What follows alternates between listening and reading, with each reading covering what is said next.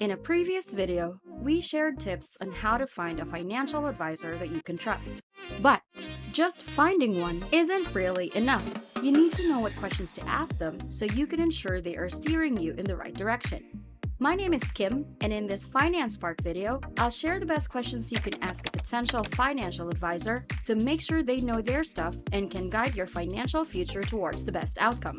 Are you ready? Let's go! Question number 1. What services do you offer? Know the services your financial advisor provides. Want to ask them about taxes? Unfortunately, they can't assist you unless their brokerage has a certified public accountant on staff. Recognizing the services they provide will help make you conscious of your spending. The expertise of some advisors extends beyond financial planning. They prepare taxes and offer tax filings. These services could also be charged separately. It's essential to understand what you receive in return for the fees or services. Some financial advisors specialize in just planning plus investments, planning plus investments and insurance, or a combination of these services along with tax and estate planning. Traditionally, estate planning is not included in a financial plan, but some financial planners provide a one-stop shop. They can assist you with your taxes, or they might have attorneys on staff, or they might be able to support you in making estate plans, buying insurance, and purchasing investments. Be sure you completely comprehend the services you may choose from for the price you're paying. Another question you can inquire about is, what are your qualifications? Qualifications are the achievements that qualify individuals for the position. A college degree and specific certifications like the FINRA, CFA, or CFP are some examples of formal credentials. The most well-known designation is Certified Financial Planner, or CFP. The Certified Financial Planner designation is a recognition of skill in financial planning, taxes, insurance, estate planning, and retirement. This means that the financial advisor has not only completed all requirements, but has also furthered their education by earning this designation. Although having the CFP designation is difficult to obtain, what matters most is their professional financial advice. Let's talk about the less formal credentials. Those with informal qualifications are studying and researching all by themselves. But look at how effectively they manage their own finances. A financial advisor who has debts and loans is probably not to be trusted. Would you want to seek financial advice from someone who does not have a financial plan of their own? But how would you know whether they are fiscally responsible? Unlike fitness instructors who are in excellent shape, you can't see your financial advisor's net worth. You must ask them. You should understand their money management skills. Question number 3. Are you a fiduciary?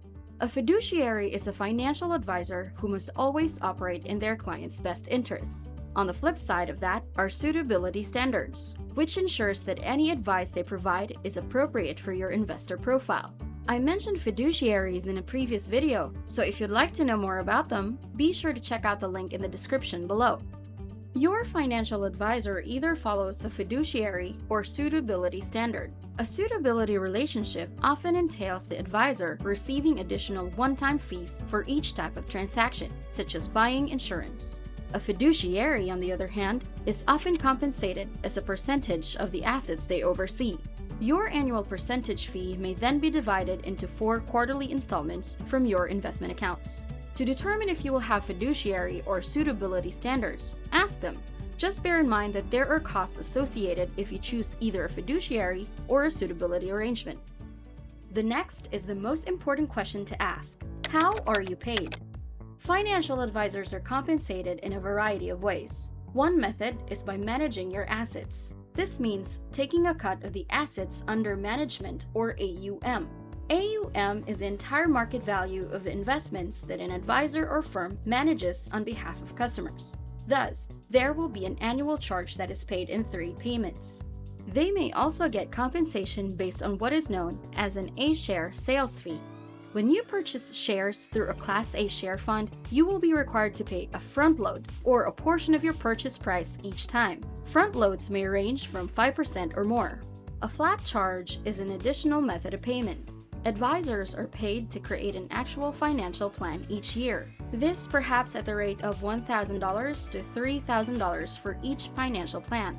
You need to decide whether you are prepared to pay for it once or on an annual basis. In addition to the annual price for the financial planning service, some alternative providers only charge flat rates. They do not include commissions or assets managed. It costs only a certain amount to receive advice. Suggesting insurance plans is another way that financial experts get reimbursed. That's just a basic description of how financial advisors are compensated. You should be aware of this, since it will help you better grasp advice from a financial advisor. Question number 5. Who is your custodian? It is ideal for your financial advisor to have an impartial custodian on staff, such as a broker, to oversee your money. Otherwise, you can end up with the next Bernie Madoff. He was the infamous financial advisor who scammed investors through a Ponzi scheme and acted as his own custodian. Custodians offer a crucial safety check. If you want to know more questions to ask your future financial advisor, keep on watching this video. Don't forget to subscribe to Finance Spark, where we release videos every week to help you spark your financial mindset. And while you're at it, hit that like button and smash the bell icon to be notified every time we upload a new video. Let's continue. Question number 6. What are my all-in charges? The costs charged, whether they are one-time or recurring, will be explained thoroughly by a competent and reputable financial advisor. It is in your best interest to understand how long these costs will be billed. The longer you keep your money invested, the more it will grow over time. If you've ever purchased a property, you are familiar with title and mortgage documentation processes. And because of several legal changes over the years, that paperwork needs to disclose the entire amount of interest you will pay throughout a 15 or 30-year loan. This has not yet occurred in the financial services sector. You might be a little surprised by your total charges over a 20 or 30-year investing horizon. Think carefully about whether you want to use this person's advice in the long or the short term. Before signing up, you want to know the overall cost. You can then compare that cost by researching other financial advisors in the market. Question number 7. How will our relationship work? You need to be clear about their position as the advisor and your role as the customer. Are you going to share ideas with them and then gauge their responses to your own ideas? Or are you going to let them give you facts and ideas while you sit back and take it all in and then pick and choose? Will there be a little more of a back and forth or give and take? Make sure you understand and define the dynamics of your relationship. You should also establish expectations of how things will go. As the saying goes, conflicts always stem from unmet expectations. If you know what to anticipate, you are prepared for how your relationship develops. This creates a positive and healthy relationship in terms of financial planning. Question number 8. How frequently will we communicate? Not only how frequently, but also which type of platform. You can communicate through texts, emails, calls, video conferencing, or face-to-face meetings. Also, be sure how frequently you want to talk. Is it annually or every 6 months? Do you need to communicate with them monthly or never? Are you one of those people that want an open discourse where you frequently bounce ideas off one another? There are various legal considerations based on the services your financial advisor is offering, or rules on how regularly they must communicate with you. To avoid being bothered too much, make sure you know when they want you to act and that you have established their expectations on communications. This next question relates to your financial advisor's personal preference. Ask this: why are you a financial advisor? Although it is the 9th question on the list, you should really ask it first because it's an excellent opener. It will prompt them to expound a little more on their ideas and emotions. It is more of a sentimental, cuddly question. They will get the chance to share with you why they like their work and why they take the actions they do. Depending on how they interpret the response, it will just be an effective beginning question to direct the conversation anywhere you want. You should ask them the reason why they chose that job, their inspirations, and if they are attempting to assist others or not. Question number 10. What is your investment philosophy? Your investing philosophy should be consistent with that of your financial advisor. Work with an advisor that has a similar investment philosophy. When the market is down, if your financial advisor can persuade you to stay on the same page, then they are genuinely doing their job. Ask your advisor whether they can assist you in building a portfolio that is consistent with your beliefs.